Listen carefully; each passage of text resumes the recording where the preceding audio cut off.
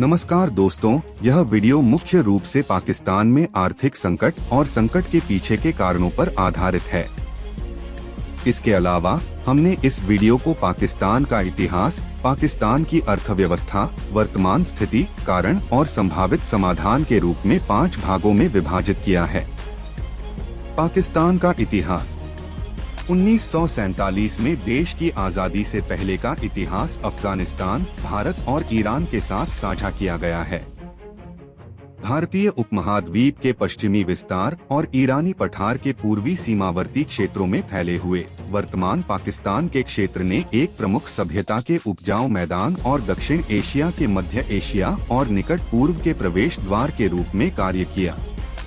1940 में जिन्ना ने लाहौर में मुस्लिम लीग का एक आम सत्र बुलाया, जिसमें द्वितीय विश्व युद्ध के फैलने और भारतीय नेताओं से परामर्श किए बिना भारत सरकार के युद्ध में शामिल होने के कारण उत्पन्न हुई स्थिति पर चर्चा की गई। बैठक का उद्देश्य मुस्लिम बहुल प्रांतों में 1937 के आम चुनाव में मुस्लिम लीग की हार के कारणों का विश्लेषण करना भी था। अपने भाषण में जिन्ना ने भारतीय कांग्रेस और राष्ट्रवादियों की आलोचना की और 2 राष्ट्र सिद्धांत और अलग मातृभूमि की मांग के कारणों का समर्थन किया। पंजाब के मुख्यमंत्री सिकंदर हयात खान ने मूल प्रस्ताव का मसौदा तैयार किया, लेकिन अंतिम संस्करण को अस्वीकार कर दिया, जो मुस्लिम लीग की विषय समिति द्वारा लंबे समय तक पुनर्वितरण के बाद सामने आया था। अंतिम पाठ ने अंतर्धार्मिक हिंसा में वृद्धि के कारण एक संयुक्त भारत की अवधारणा को स्पष्ट रूप से खारिज कर दिया और स्वतंत्र राज्यों के निर्माण की सिफारिश की। आम सत्र में शेरेबांगला बंगाली राष्ट्रवादी AKF हक बंगाल के मुख्यमंत्री द्वारा समर्थित प्रस्ताव पेश किया गया था। चौधरी खलीकुज्जमा और अन्य नेताओं द्वारा और 23 मार्च 1940 को अपनाया गया था। मुस्लिम लीग के महत्वपूर्ण नेताओं ने इस बात पर प्रकाश डाला कि पाकिस्तान एक नया मदीना होगा। दूसरे शब्दों में, मोहम्मद द्वारा मदीना में इस्लामिक राज्य के निर्माण के बाद स्थापित दूसरा इस्लामिक राज्य। पाकिस्तान को लोकप्रिय रूप से एक इस्लामिक यूटोपिया, मृत तुर्की खलीफा के उत्तराधिकारी और पूरे इस्लामी दुनिया के एक नेता और रक्षक के रूप में देखा गया था। इस्लामिक विद्वानों ने इस बात पर बहस की कि क्या प्रस्तावित पाकिस्तान के लिए वास्तव में इस्लामिक राज्य बनना संभव है। 14 अगस्त 1947 को पाकिस्तान को आज़ादी मिली। अगले दिन भारत को आज़ादी मिली। पाकिस्तान की अर्थव्यवस्था। पाकिस्तान के प्रारंभिक दशकों में अर्थव्यवस्था काफी हद तक निजी उद्योगों पर आधारित थी। 1970 के दशक की शुरुआत में वित्तीय सेवाओं, विनिर्माण और परिवहन सहित क्षेत्र के एक महत्वपूर्ण हिस्से का राष्ट्रीयकरण शुरू हो गया था। 1980 के दशक में जियाउल हक के शासन की शुरुआत के साथ एक अधिक इस्लामी अर्थव्यवस्था को अपनाया गया, जिसने शरिया में प्रतिबंधित आर्थिक प्रथाओं को गैरकानूनी घोषित कर दिया और इसके बजाय पारंपरिक धार्मिक प्रथाओं को अनिवार्य कर दिया। हालांकि 1990 के दशक में अर्थव्यवस्था का निजीकरण होना शुरू हो गया था। 1990 के दशक के अंत में पहली बार पाकिस्तान को एक अर्धऔद्योगिक अर्थव्यवस्था के रूप में वर्गीकृत किया गया था। हालांकि एक अविकसित देश कृषि पर भारी निर्भरता के साथ कपड़ा उद्योग कपास उत्पादन पर निर्भर था। प्राथमिक निर्यात वस्तुओं में कपड़ा, चमड़े का सामान, खेल उपकरण, रसायन और कालीन गलीचे शामिल हैं। पाकिस्तान वर्तमान में आर्थिक उदारीकरण की प्रक्रिया से गुजर रहा है, जिसमें सभी सरकारी निगमों का निजीकरण शामिल है, जिसका उद्देश्य विदेशी निवेश को आकर्षित करना और बजट घाटे को कम करना है। हालांकि देश तेजी से बढ़ती आबादी, उच्च निरक्षरता, भ्रष्टाचार, राजनीतिक अस्थिरता, एक शत्रुतापूर्ण पड़ोस और भारी विदेशी ऋण की चुनौतियों का सामना कर रहा है। अधिकांश जनसंख्या प्रत्यक्ष या अप्रत्यक्ष रूप से इस क्षेत्र पर निर्भर है। यह सकल घरेलू उत्पाद का लगभग 19.2% प्रतिशत योगदान देता है और 2021 में नियोजित श्रम शक्ति का 37.4% हिस्सा है और यह विदेशी मुद्रा आय का सबसे बड़ा स्रोत है। सबसे महत्वपूर्ण फसलें गेहूं, गन्ना, कपास और चावल हैं, जो कुल फसल उत्पादन के मूल्य का 75% से अधिक हिस्सा हैं। पाकिस्तान की सबसे बड़ी खाद्य फसल गेहूं है। फेओस्टैट के अनुसार 2017 में पाकिस्तान ने 26,674,000 टन गेहूं का उत्पादन किया, जो लगभग पूरे अफ्रीका के बराबर है, जो कि 27.1 मिलियन टन है, और पूरे दक्षिण अमेरिका के 25.9 मिलियन टन से अधिक है। 2018-19 के पिछले बाजार वर्ष में पाकिस्तान ने पिछले वर्ष की इसी अवधि के दौरान लगभग 4 MMT की तुलना में रिकॉर्ड 4.5 मिलियन टन चावल का निर्यात किया था। पाकिस्तान एक शुद्ध खाद्य निर्यातक है, कभी कभार के वर्षों को छोड़कर जब इसकी फसल सूखे से प्रतिकूल रूप से प्रभावित होती है। पाकिस्तान चावल, कपास, मछली, फल, विशेष रूप से संतरे और आम और सब्जियों का निर्यात करता है, और वनस्पति तेल, गेहूं, दालों और उपभोक्ता खाद्य पदार्थों का आयात करता है। स्वतंत्रता के बाद से कृषि के आर्थिक महत्व में गिरावट आई है, जब सकल घरेलू उत्पाद में इसकी हिस्सेदारी लगभग 53% थी। 1993 की खराब फसल के बाद सरकार ने कृषि सहायता नीतियों की शुरुआत की, जिसमें कई कृषि वस्तुओं के लिए समर्थन मूल्य में वृद्धि और कृषि ऋण की विस्तारित उपलब्धता शामिल थी। 1993 से 1997 तक कृषि क्षेत्र में वास्तविक विकास औसतन 5.7% था, लेकिन तब से घटकर लगभग 4% रह गया है। गेहूं और तिलहन उत्पादन में वृद्धि सहित कृषि सुधार सरकार के आर्थिक सुधार पैकेज में केंद्रीय भूमिका निभाते हैं। 2017 से 18 के दौरान कृषि क्षेत्र ने 3.88% की उल्लेखनीय वृद्धि दर्ज की और 3.5% की लक्षित वृद्धि और पिछले वर्ष की 2.22% की वृद्धि को पार कर लिया। साथ ही पाकिस्तान का औद्योगिक क्षेत्र सकल घरेलू उत्पाद का लगभग 19.12% है। 2020 में नकारात्मक 5.75% की वृद्धि की तुलना में 2021 में इसने 7.81% की वृद्धि दर्ज की। सरकार बड़े पैमाने पर औद्योगिक इकाइयों का निजीकरण कर रही है और सार्वजनिक क्षेत्र औद्योगिक उत्पादन के सिकुड़ते अनुपात के लिए जिम्मेदार है, जबकि समग्र औद्योगिक उत्पादन में वृद्धि निजी क्षेत्र सहित में तेजी आई है। सरकार की नीतियों का उद्देश्य देश के औद्योगिक आधार में विविधता लाना और निर्यात उद्योगों को बढ़ावा देना है। बड़े पैमाने पर विनिर्माण पाकिस्तानी अर्थव्यवस्था में सबसे तेजी से बढ़ने वाला क्षेत्र है। प्रमुख उद्योगों में कपड़ा, उर्वरक, सीमेंट, तेल रिफाइनरी, डेयरी उत्पाद, खाद्य प्रसंस्करण, पेय पदार्थ, निर्माण सामग्री, कपड़े, कागज उत्पाद और झींगा शामिल हैं।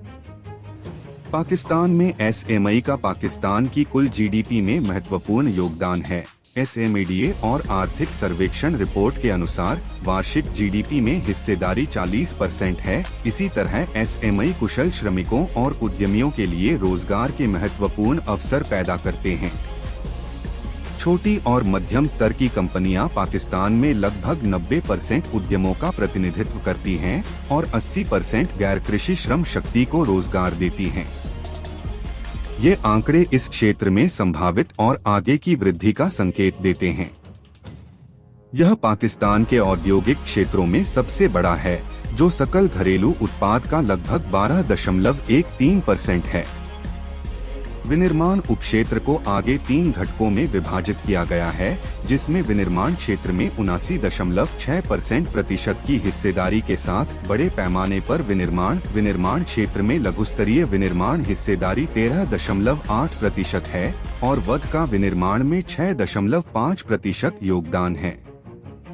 उद्योगों के प्रमुख क्षेत्रों में सीमेंट, उर्वरक, खाद्य तेल, चीनी, इस्पात, तंबाकू, रसायन, मशीनरी, खाद्य प्रसंस्करण और चिकित्सा उपकरण, मुख्य रूप से सर्जिकल शामिल हैं।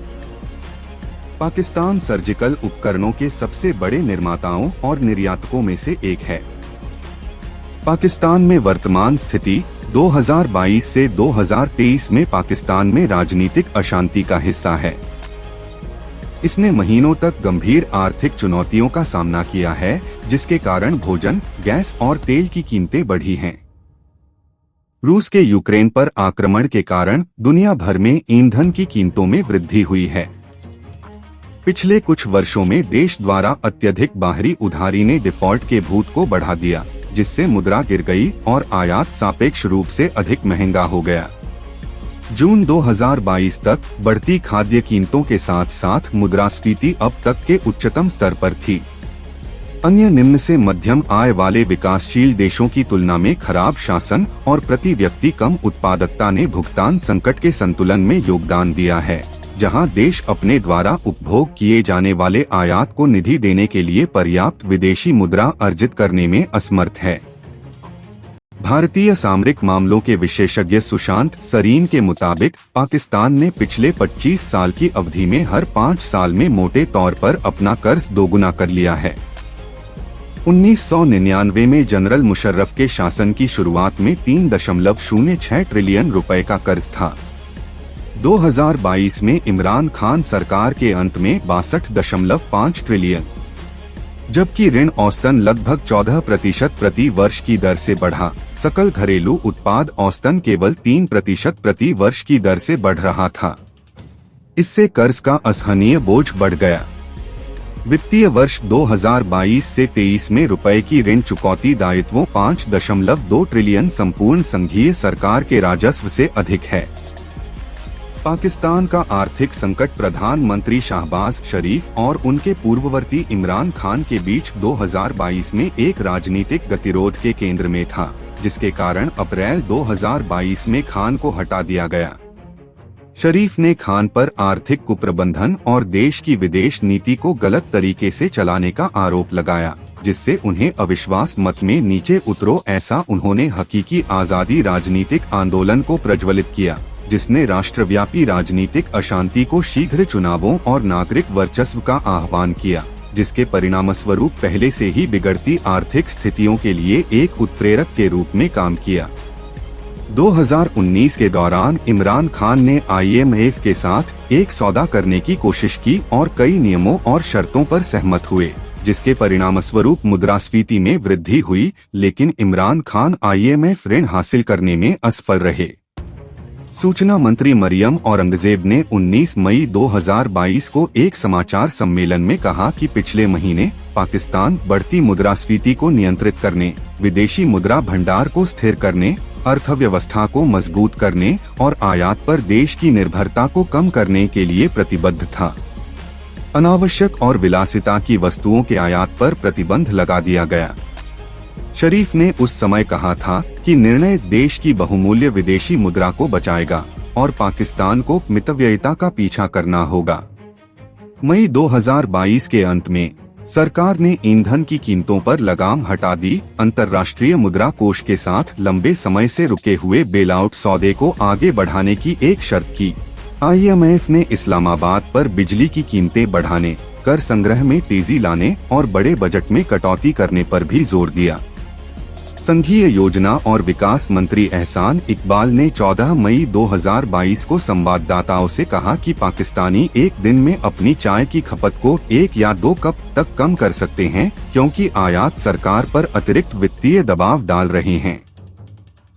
इकबाल ने कहा, हम जो चाय आयात करते हैं वह क्रेडिट पर आयात की जाती है। आर्थिक जटिलता की वेधशाला के अनुसार 220 मिलियन का दक्षिण एशियाई देश दुनिया का सबसे बड़ा चाय आयातक है, जिसने 2020 में $640 मिलियन से अधिक मूल्य की चाय खरीदी थी। पाकिस्तान में मुद्रास्फीति जून में बढ़कर 21.3% हो गई, जो दिसंबर 2008 के बाद सबसे अधिक है, जबकि मुद्रास्फीति 23.3% थी। वित्त मंत्री मिफ्ताह इस्माइल ने कहा कि बैंकों के एक चीनी संघ से $2.3 बिलियन का ऋण जून के अंत में पाकिस्तानी केंद्रीय बैंक के खाते में जमा किया गया था। 2022 में पाकिस्तान में गर्मियों में आई बाढ़ से पाकिस्तान में $30 बिलियन से अधिक का आर्थिक नुकसान हुआ। मार्च 2022 के अंत में स्टेट बैंक ऑफ पाकिस्तान का रिजर्व 11.425 अरब था, लेकिन 2 दिसंबर को वे धीरे धीरे लगभग 4 साल के निचले स्तर 6.715 अरब पर आ गए। पाकिस्तान का विदेशी मुद्रा भंडार सिर्फ 5 सप्ताह के व्यापारिक आयात के बराबर है। रुपए में लगातार हो रही गिरावट से आर्थिक संकट और गहराने की बात कही जा रही है। मार्च के अंत में रुपया 183.48 से $1 पर था। 9 दिसंबर 2022 को यह 224.40 पर बंद हुआ था। एक्सप्रेस ट्रिब्यून की रिपोर्ट के अनुसार नकदी संकट से जूझ रहे पाकिस्तान में वार्षिक मुद्रास्फीति की दर पिछले सप्ताह 38.42% के नए उच्च स्तर पर पहुंच गई, क्योंकि महत्वपूर्ण वस्तुओं की कीमतों में वृद्धि का रुझान लगातार बढ़ रहा है। मुद्रास्फीति में वृद्धि सरकार द्वारा लगाए गए अतिरिक्त करों और पहले से ही बातचीत किए गए 7 बिलियन अनुबंध के तहत $1.1 बिलियन जारी करने से पहले अंतर्राष्ट्रीय मुद्रा कोष की मांग को पूरा करने के लिए ईंधन की कीमतों में वृद्धि के कारण थी। पाकिस्तान को आंतरिक और बाहरी संघर्ष के कई स्रोतों का सामना करना पड़ रहा है।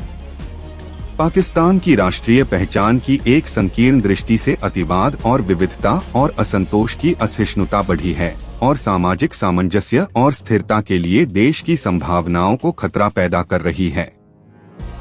शिकायतों को हल करने के शांतिपूर्ण तरीके प्रदान करने में राज्य संस्थानों की अक्षमता ने समूहों को एक विकल्प के रूप में हिंसा की तलाश करने के लिए प्रोत्साहित किया है। देश ने 2013 और 2018 के चुनावों के बाद शांतिपूर्ण राजनीतिक परिवर्तन देखा। हालांकि जैसा कि देश 2023 में प्रत्याशित चुनावों के लिए तैयार करता है, यह घरेलू ध्रुवीकरण को गहरा करने के साथ साथ एक नाजुक अर्थव्यवस्था का सामना करना जारी रखता है। इस बीच 2022 में पूरे पाकिस्तान में विनाशकारी बाढ़ ने अरबों का नुकसान किया है, देश की कृषि और स्वास्थ्य क्षेत्रों को प्रभावित किया है और जलवायु आपदाओं और शासन और आर्थिक स्थिरता में परेशान करने वाली कमजोरियों के लिए पाकिस्तान की भेद्यता को भी उजागर किया है। क्षेत्रीय रूप से पाकिस्तान अफगानिस्तान के साथ अपनी सीमा पर चरमपंथी समूहों के पुनरुत्थान का सामना करता है, जिसने तालिबान के नेतृत्व वाले अफगानिस्तान के साथ तनाव बढ़ा दिया है।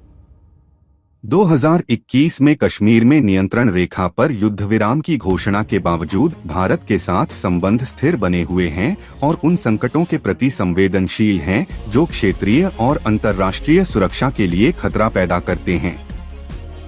एक महान शक्ति और पाकिस्तान के करीबी सहयोगी के रूप में चीन की उपस्थिति और प्रभाव में क्षेत्र में विभिन्न आंतरिक और बाहरी संघर्षों को सुधारने और बढ़ाने की क्षमता है। यूएस इंस्टीट्यूट ऑफ पीस ने 1990 के दशक से पाकिस्तान में शोध और विश्लेषण किया है और 2013 से देश में उपस्थिति के साथ बातचीत को बढ़ावा दिया है। संस्थान पाकिस्तान की विविधता के प्रति बढ़ती असहिष्णुता को दूर करने और सामाजिक सामंजस्य बढ़ाने में मदद करने के लिए काम करता है। यूएसआईपी स्थानीय संगठनों का समर्थन करता है जो मीडिया, कला, प्रौद्योगिकी, संवाद और शिक्षा का उपयोग करके शांति बनाने और समावेशन के आख्यानों को बढ़ावा देने के लिए अभिनव तरीके विकसित करते हैं।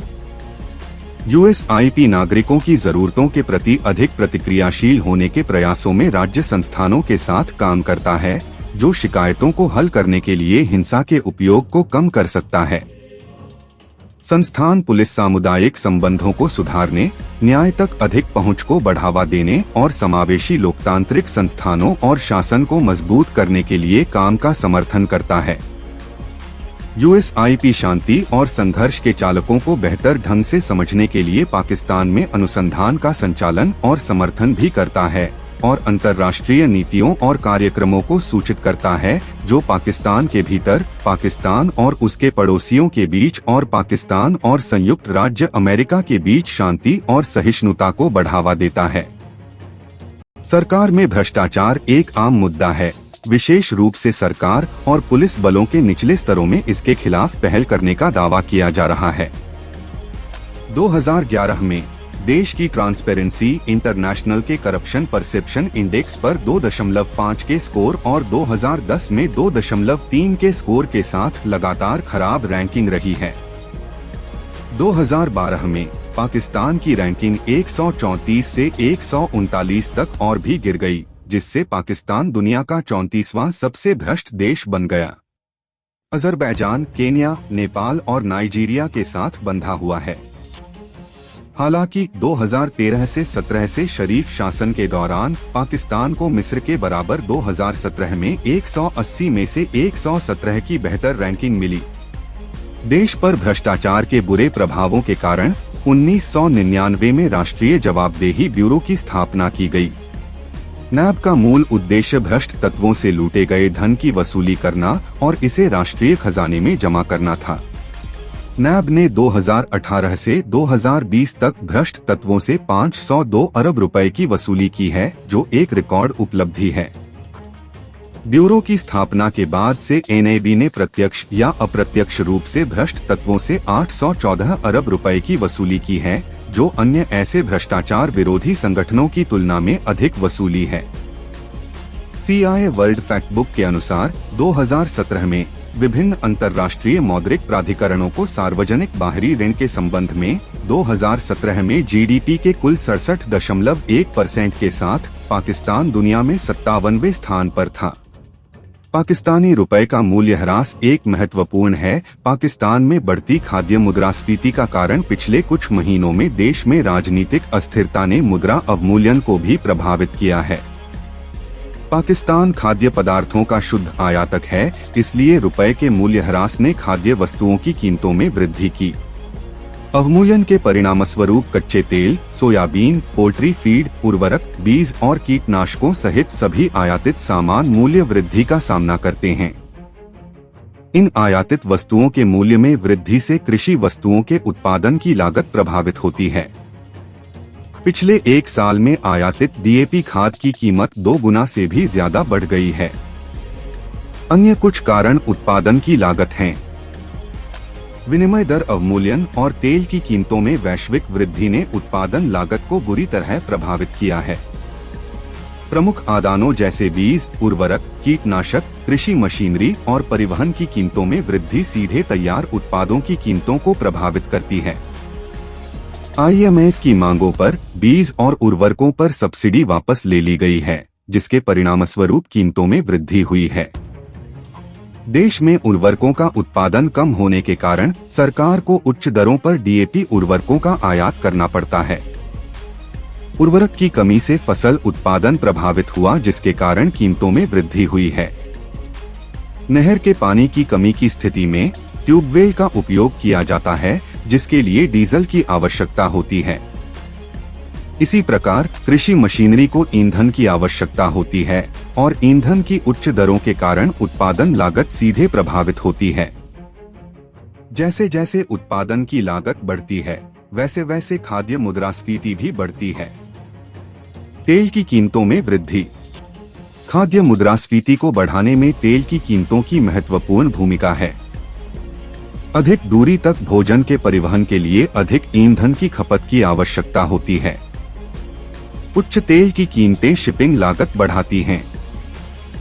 इसका फसलों की उत्पादन लागत पर भी बहुत प्रभाव पड़ता है, क्योंकि कृषि क्षेत्र में ईंधन की आवश्यकता होती है। कच्चे तेल की कीमतों में वृद्धि का सीधा असर बिजली और घरेलू ईंधन जैसी ऊर्जा से जुड़ी वस्तुओं पर पड़ता है। जुलाई में कतर के साथ महंगे LNG तरलीकृत प्राकृतिक गैस और LPG तरलीकृत पेट्रोलियम गैस समझौतों के परिणामस्वरूप भी देश में तेल की कीमतों में वृद्धि हुई।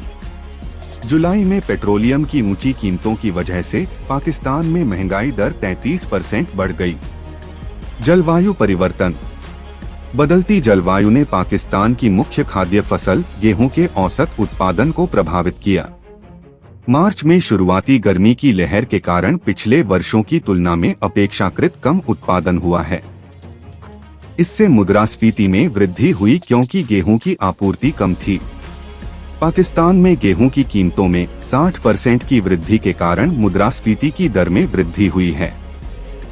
पाकिस्तान के कई हिस्सों में भारी बारिश और बाढ़ ने फसल की पैदावार को बुरी तरह प्रभावित किया है, जिससे देश में खाद्य असुरक्षा पैदा हो गई है। बारिश से कपास, खजूर, मिर्च और अन्य सब्जियों के उत्पादन को नुकसान पहुंचा है। सिंध में लगभग 70% प्याज का उत्पादन बाढ़ से प्रभावित हुआ है। इससे वस्तुओं की कमी और कीमतों में वृद्धि होगी। बारिश और बाढ़ से आपूर्ति को झटका लगता है, जिससे खाद्य क्षेत्र में मुद्रास्फीति पैदा होती है। बाजारों में सरकार की उपस्थिति। अप्रभावी फसल पैटर्न बाजार में सरकार के हस्तक्षेप का परिणाम है। गन्ने और गेहूं की खेती के लिए सरकारी समर्थन के कारण अन्य फसलें जो उनसे प्रतिस्पर्धा करती हैं, कम उत्पादन करती हैं। फसलों की आपूर्ति और मांग के बीच विसंगति किसानों की बदली हुई प्राथमिकताओं के कारण होती है। मांगापूर्ति का अंतर आयातित उत्पादों पर निर्भरता बढ़ाता है, जो विनिमय दर मूल्यह्रास के कारण बहुत महंगा है। मौद्रिक सख्ती के बावजूद कई खाद्य पदार्थों की मांग बनी हुई है। नतीजतन खाद्य वस्तुओं का आयात उन वस्तुओं की लागत को बढ़ाता है और खाद्य मुद्रास्फीति में योगदान देता है। संभावित समाधान मौद्रिक नीति मुद्रास्फीति को नियंत्रित करने के लिए केंद्रीय बैंक मुद्रा आपूर्ति और ब्याज दरों को नियंत्रित करने जैसे मौद्रिक नीति उपकरणों का उपयोग कर सकता है। मूल्य नियंत्रण बुनियादी वस्तुओं और सेवाओं की कीमतों में वृद्धि को सीमित करने के लिए सरकार मूल्य नियंत्रण लागू कर सकती है। प्रतिस्पर्धा को बढ़ावा देना सरकार प्रवेश की बाधाओं को कम करके निजी क्षेत्र के निवेश को बढ़ावा देकर और कारोबारी माहौल में सुधार करके बाजार में प्रतिस्पर्धा को प्रोत्साहित कर सकती है। उत्पादकता में सुधार से खाद्य आपूर्ति बढ़ाने और खाद्यान्न की कमी के जोखिम को कम करने में मदद मिल सकती है, जिससे मुद्रास्फीति को नियंत्रित करने में मदद मिल सकती है। इस तरीके से संभावित समाधान कर सकते हैं। ऐसे ही और मजेदार वीडियोस के लिए हमारे चैनल को लाइक करें, शेयर करें और सब्सक्राइब जरूर करें।